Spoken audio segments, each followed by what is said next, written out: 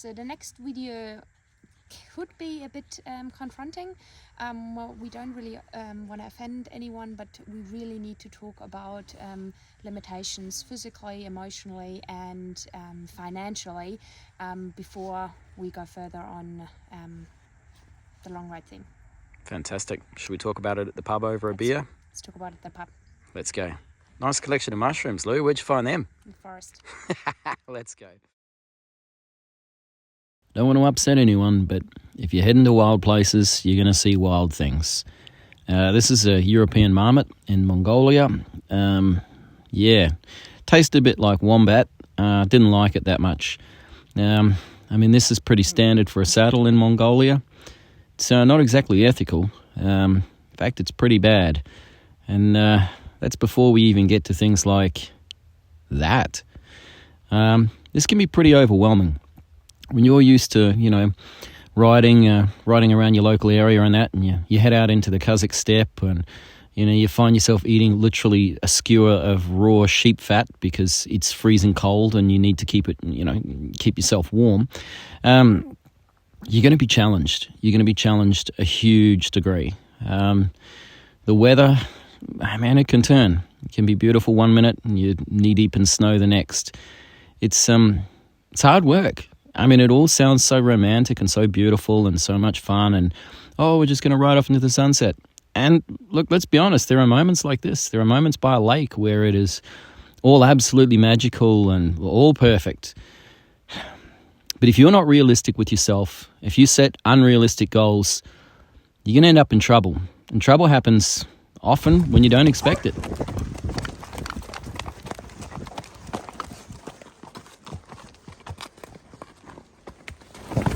Shit. Oh my God. Videoed. Oh. Good boy, Marengo. Good boy. Good boy. Hey, Lulu. Realistically, who can long ride? Anyone really. There are a few limitations. They can be physical, they can be emotionally. You definitely need to be empathetic because you always, no matter what, you have to put your horse first. And then of course there's a financial aspect. There are places where you can they do the daily long ride cheaper. Like in Central Asia, being on the road doesn't cost as much as if you're on the road in Eastern Europe. But you always need to have backup money for injuries, for if you need to take your horse and get it transported, get it somewhere safe, have an operation done, get it home, that kind of stuff. So Pete, what skills do you need as a horseman to long ride? Well, I reckon you need to know how to do the sitting trot, that's for sure. But I don't think you need to be anywhere near as skilled as you may think, because quite honestly, I'm not that good. I ride like a Mongol or maybe an Irish pike. The truth is, as far as skills go, you really only need the basics. I think three things make a good rider: having a heart, having some balls, and having some smarts. Now, Lou rides with her brain and her heart. She's quite technically knowledgeable. She's got a lot more experience than me. She really knows what she's doing. And she's got a big heart. Now, I got a real big heart. No one will deny that. But I really don't know what I'm doing most of the time. But I have got big balls when it comes to jumping on idiot horses and doing crazy things. So if you've got a good mix, you're not too nervous, like being a nervous rider. And if you're nervous, you're just not going to succeed long riding, especially if you're on an Arab Cabradin, because they're absolutely nuts. But if you can sit to the trot, you can get back on when you come off, and you've got a good amount of empathy for a horse, having those smarts, they're going to help, but yeah, you just don't need to be Mark Todd to go out long riding. I did it, and I still don't know what I'm doing. So, yeah. Hey, Lou. Yes? Age restriction on long riding? Well, you can do it as long as you're physically capable. That's a simple one. So what about kids? Kids are not allowed to go without their parents until they're 18. When they're 18, I think they should be fine. What about Lenny from Leongatha that did it when he was 11? Rode to Sydney. Different times. Different times indeed.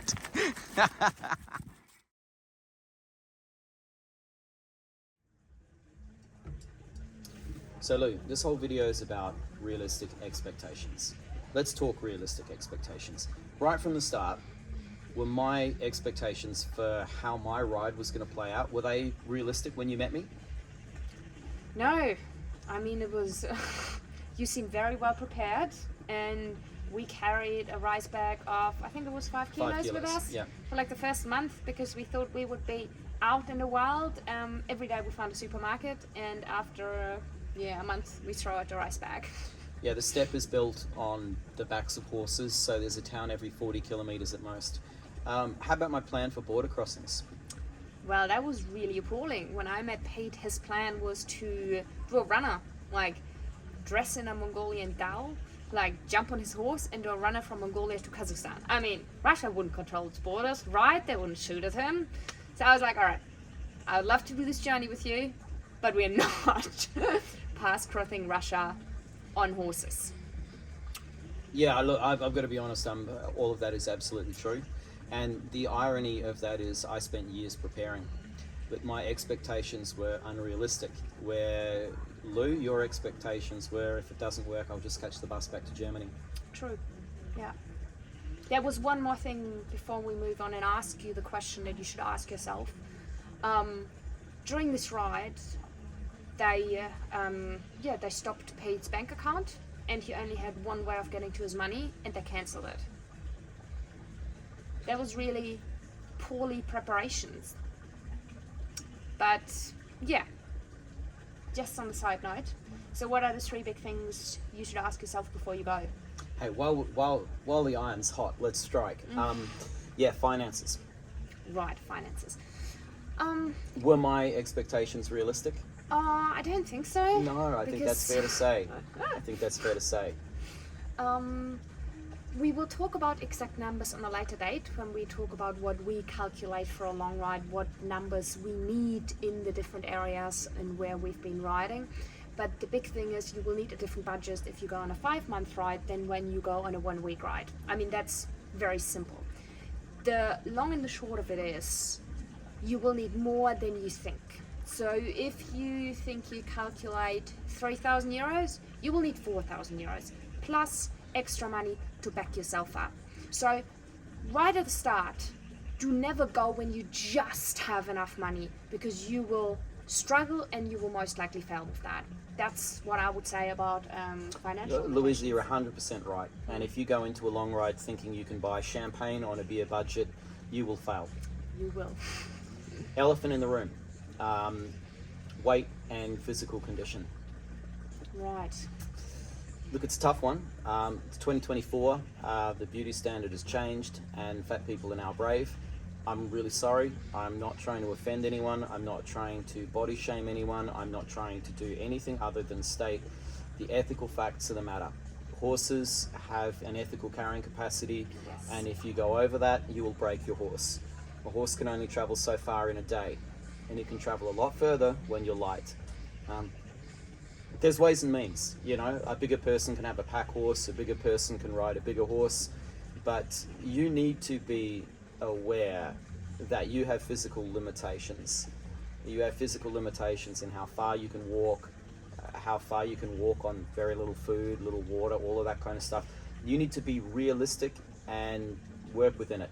Now, there's no reason why you can't take a pack horse, ride 10 kilometers a day, and go pub from pub to pub to pub to pub and have a wonderful trip.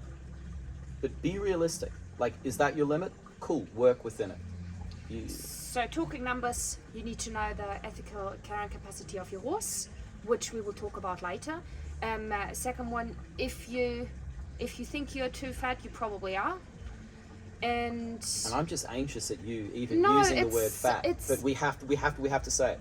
I'm sorry, guys. It's like it's 2024. I know we have to be really careful about people's feelings, but like some people are just too big. But the biggest thing for you to test is, I think it comes down to fitness. I always say you have to be able to walk the same distance you ask your horse to walk with a big pack on. If you can do that, you're fine. So, yeah. Have we covered maturity? We haven't. No, Let's that will be cover the last maturity. one. Yeah. I strongly feel you are more mature than me. You're definitely better with money. Not a surprise.